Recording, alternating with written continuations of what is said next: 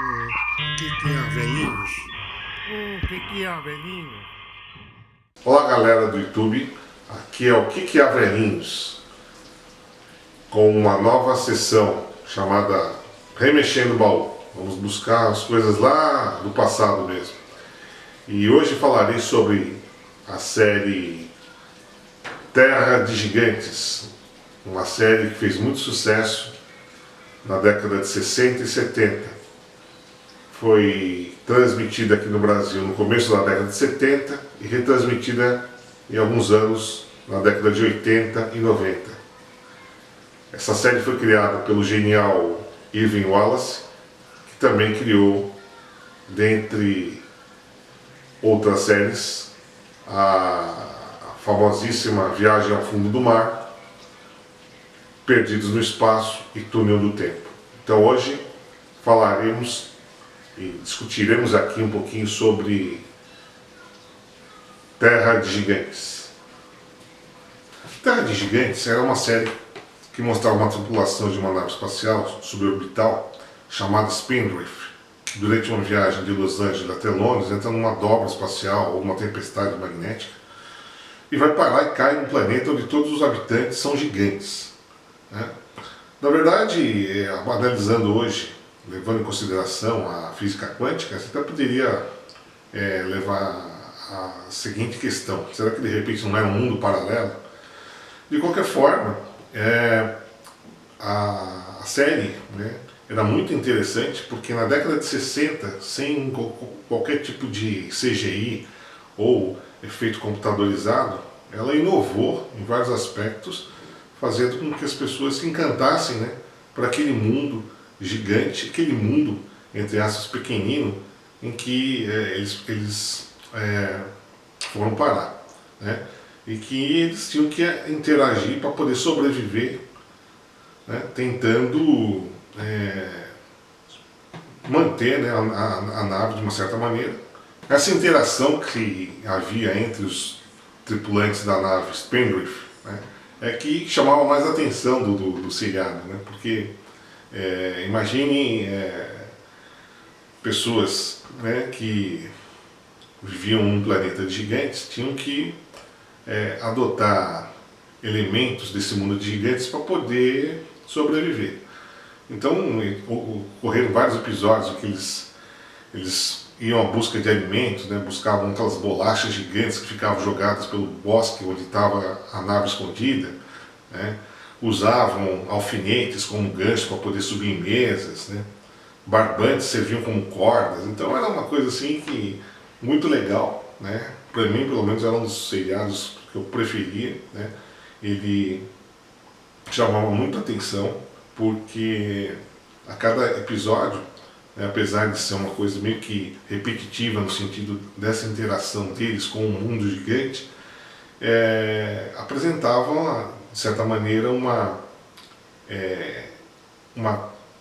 cumplicidade entre toda a tripulação que se conheceu durante a viagem, que de qualquer forma tinham que se tornar uma família para poder sobreviver àquela situação.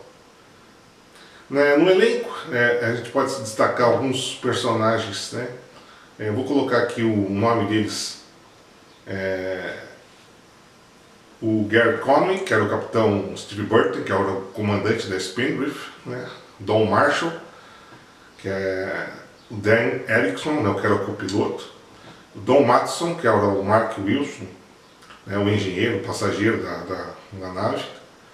E tinha um passageiro muito interessante chamado Kurt Kasner, né, que ele fazia o papel de um ladrão de bancos, de trapaceiro, né? Ele muito se assemelhava ao Dr. Smith, né, da série Perdidos no Espaço, né? Ele era interpretado pelo pelo Kurt Kasner, né? O nome dele no seriado era Alexander Fitzhack, né?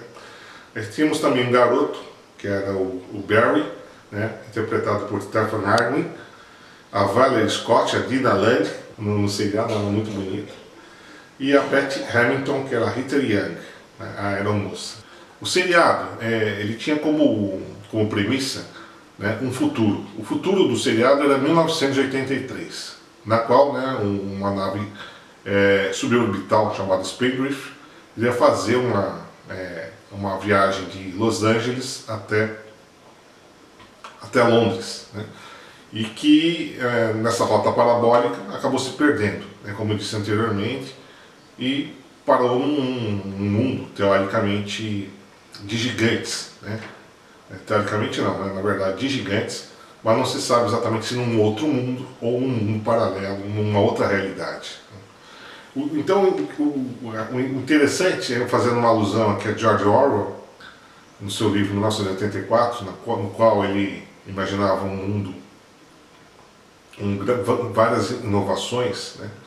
A gente percebe que esse futuro, né, da nave Spindrift e de seus tripulantes, né, hoje, em 2016, ainda é um futuro distante, né? De qualquer forma, né, a gente abordando o seriado no quesito de ser um seriado de ficção científica, ele é revolucionário para a época, porque ele aborda possibilidades ainda distantes em 2016.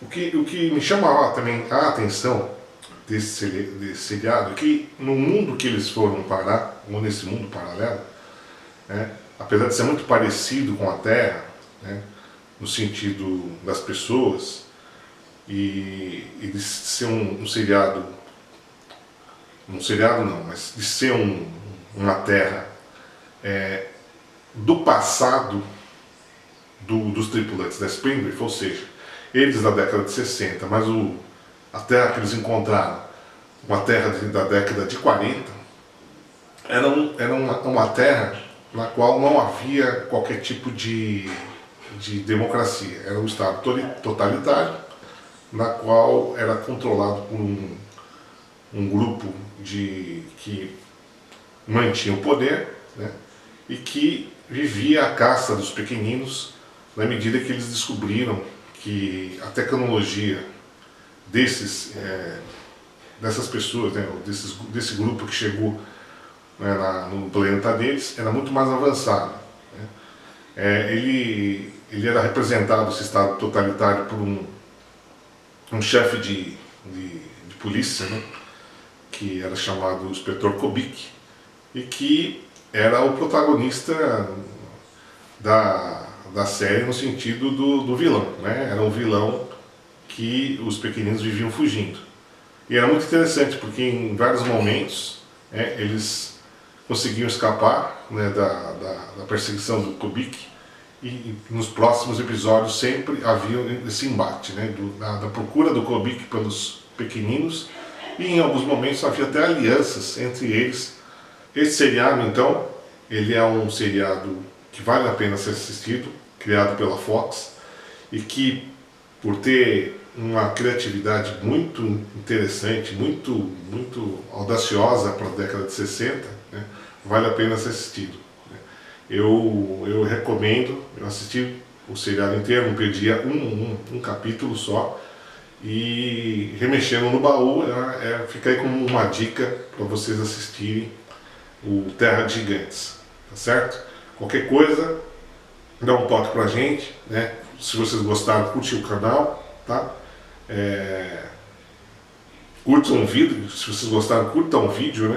Assinem o canal, e que a gente vai estar com coisas diferentes, ou coisas novas, ou coisas velhas, né? Do nosso que é a velhinha. Vamos remexer o baúzinho, nosso baú lá para a semana que vem, tá ok? Então é isso aí, a dica é Terra de Gigantes, tá bom? Então até a próxima.